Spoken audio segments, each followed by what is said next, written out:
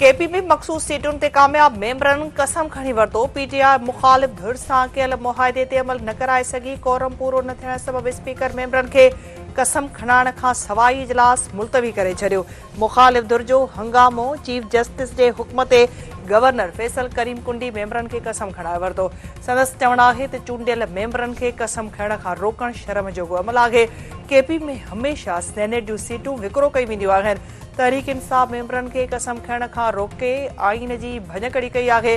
Senate जा उम्मीदवार बि तहरीक इंसाफ़ जे कंट्रोल में न आहिनि। केपी जे वॾे वज़ीर अली अमीन गंडापुर गवर्नर जे कसम खणाइण खे आइन जी भञकड़ी करार ॾेई छॾियो। संदसि चवणु आहे त केपी जे गवर्नर मेंबरनि खे कसम खणाइण आइन जी भञकड़ी कई आहे। अदालत सां राब्तो कयो वेंदो। आइन जो आर्टिकल 65 वाज़े आहे। कसम रुगो असेंबली जे फ्लोर ते ई खणाए सघिजे थो। तहरीक इंसाफ़ रुगो अरबपति उम्मीदवारनि खे सेनेट जूं टिकेटूं छो ॾींदी आहे। स्पीकर साज़िश तहत मेंबरनि खे कसम खणण खां रोकियो। मेंबरनि खां कसम न वठी आइन जी भञकड़ी कई वई आहे। तहरीक इंसाफ़ जा पंहिंजा माण्हू सूबे में करप्शन जो एतिराफ़ करे रहिया आहिनि। ममलकती वज़ीर तलाल चौधरी। सिंध जे मुख़्तलिफ़ शहरनि में किथे हल्की त किथे तेज़ बरसात। राजधानी कराची जे मलीर गुलिस्तानी जोहर बलोच कॉलोनी तारिक रोड ऐं ॿियनि इलाइक़नि में वसकारो। हैदराबाद लाड़कानी नवाबशाह जामशोरे में बरसात खां पोइ गोॾे जहिड़ो पाणी। दादू मटियारी जेकबाबाद शहदादकोट कोटड़ी में बरसात। नूरियाबाद थाणो बुलाखान सेठार जा नए देरे मीरो खान रतोदेरो दोदापुर ऐं मुबारकपुर में वसकारो। जमाल शाह पडीदन गढ़ी यासीन ककड़ खानवाहन भिरिया रोड मांझंद बोज़ार वॾा ऐं सरहाड़ी में बरसात। बरसात खां पोइ सिंधू दरिया में चाढ़ सबबि कचे में ॿोड़ जी सूरत हाल। टिनि यूनियन काउंसिल जे 30 खां वधीक ॻोठनि जो भान सईदाबाद ऐं सेवण सां राब्तो काटा। दबाउ सबबि एसएम बचाव बंद जूं भिकूं किरण लॻियूं।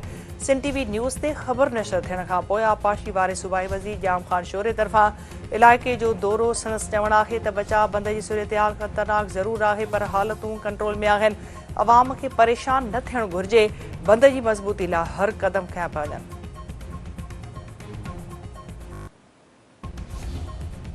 केपी बलोचिस्तान में सिक्योरिटी फोर्सेस जो ऑपरेशन। 13 दहशतगर्द मारिजी विया। मालाकंड में सिक्योरिटी फोर्सेस जे गॾियल ऑपरेशन में 9 दहशतगर्द मौत जो खाज।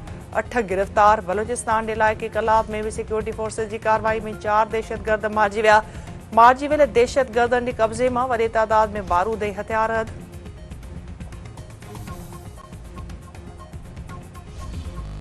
बलोचिस्तान में लिंग कानराणींदड़ वाक़ियो। पसंद जो परणो कंदड़ जोड़ो बेदर्दीअ सां क़तल।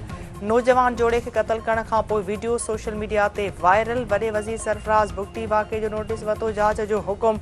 हिकु जवाबदार गिरफ़्तार। बलोचिस्तान हुकूमत जे तर्जुमान जो चवणु आहे त वाक़े में मुलविस हिकु जवाबदार खे गिरफ़्तार कयो वियो आहे। ॿियनि जी गिरफ़्तारी लाइ छापा हयां पिया वञनि। PP chairman Bilawal Bhutto Zardari. बलोचिस्तान में पसंद जी शादी कंदड़ जोड़े जे क़त्ल जी मज़म्मत। संदसि चवणु आहे त क़त्ल में मुलविस जवाबदार वहशी आहिनि। कंहिं रिआयत जा हक़दार न आहिनि। क़त्ल में मुलविस जवाबदारनि खे जल्द कानून जे कटहरे में आंदो वञे। जोड़े जे क़त्ल जो वाक़ियो दहशतगर्दी आहे जेको बलोचिस्तान हुकूमत लाइ हिकु टेस्ट केस हुजणु घुरिजे। मलीर जे इलाइक़े रेढ़ी ॻोठ में झेड़े दौरान हिकु ॼणो क़तल। सुखण थाणे जी हद में झेड़े दौरान हिकु ॼणो गोलियुनि जो खाज। एसएसपी अब्दुल ख़ालिक पीरज़ादे तरफ़ां वाक़े वारे हंध जो दौरो। वाक़े में मुलविस जवाबदारनि खे गिरफ़्तार करण जी हिदायत।